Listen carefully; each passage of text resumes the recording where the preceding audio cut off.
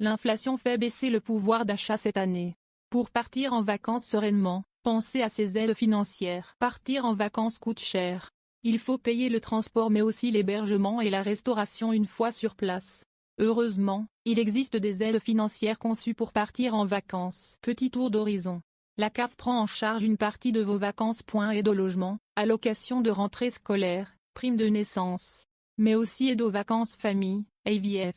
La Caisse d'allocation familiale, CAF, aide ainsi de nombreuses familles à prendre le large. Pour accéder à l'aide aux vacances famille, AVF, il faut être allocataire de la CAF ou de l'AME. Il faut aussi toucher au moins une prestation familiale pour un enfant âgé de moins. La prestation se calcule ensuite en fonction du coût de l'hébergement, logement plus forfait demi-pension ou pension complète, des revenus de la famille et du nombre d'enfants à charge. L'AVF peut ainsi prendre en charge jusqu'à 30% du budget de l'allocation, à condition bien sûr de choisir son séjour parmi les 600 destinations labellisées VACAF.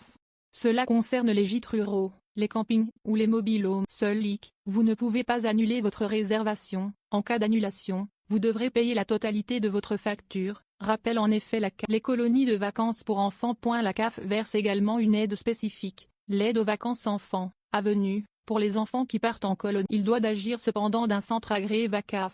L'enfant ne peut pas partir plus de 15 jours. Aide, opération vacances apprenantes pour réviser en s'amusant. En partenariat avec les organisateurs de colonies de vacances, les pouvoirs publics ont mis au point ce concept en associant renforcement des apprentissages et activités de loisirs autour de la culture, du sport et du développement durable, explique en effet le ministère de l'Éducation nationale. L'aide représente la somme de 400 € par enfant et par semaine. Ce n'est pas rien. Et pour ceux qui ont encore moins de budget, ils peuvent se tourner également vers l'opération école ouverte. Pendant la période estivale, les enfants suivent ainsi des cours complémentaires l'après-midi, place aux activités culturelles et sportives. 250 € pour les jeunes adultes. Vous avez entre 18 et 25 ans? Vous pouvez toucher un chèque de 250 € de l'Agence nationale des chèques vacances. Mais il faut remplir différents critères, notamment au niveau du revenu fiscal de référence, RFR, qui ne doit pas dépasser 280 € par an pour une part fiscale. Ou alors il faut être étudiant boursier, en contrat d'apprentissage ou de professionnalisation, titulaire d'un contrat d'avenir ou de génération, inscrit dans une école de la deuxième chance, volontaire en service civique ou ayant terminé sa mission depuis moins d'1 an, bénéficiaire d'un parcours contractualisé d'accompagnement vers l'emploi et l'autonomie, PACEA, ou encore être suivi par l'aide sociale à l'enfance. Aide, les retraités aussi ont droit à des chèques vacances.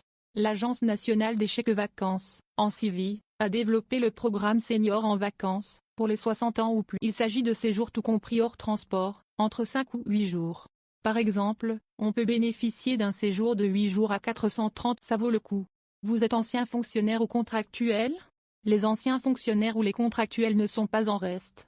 Les caisses de retraite offrent en effet un large éventail d'activités comme des séjours de vacances, grâce à leur fonds social. L'IRCANTEC, caisse de retraite complémentaire des contractuels de la fonction publique, verse ainsi une aide financière pour les vacances, sous condition de ressources. Aide, le fameux billet congé annuel SNCF. Et puis, tout salarié bénéficie du billet congé annuel de la SNCF. Cela correspond à une réduction de minimum 25% sur un billet de TGV, TER ou Intercité. Pour l'obtenir, il faut télécharger le formulaire en ligne sur lequel on doit indiquer son trajet aller-retour et faire remplir une feuille justificative par votre employeur.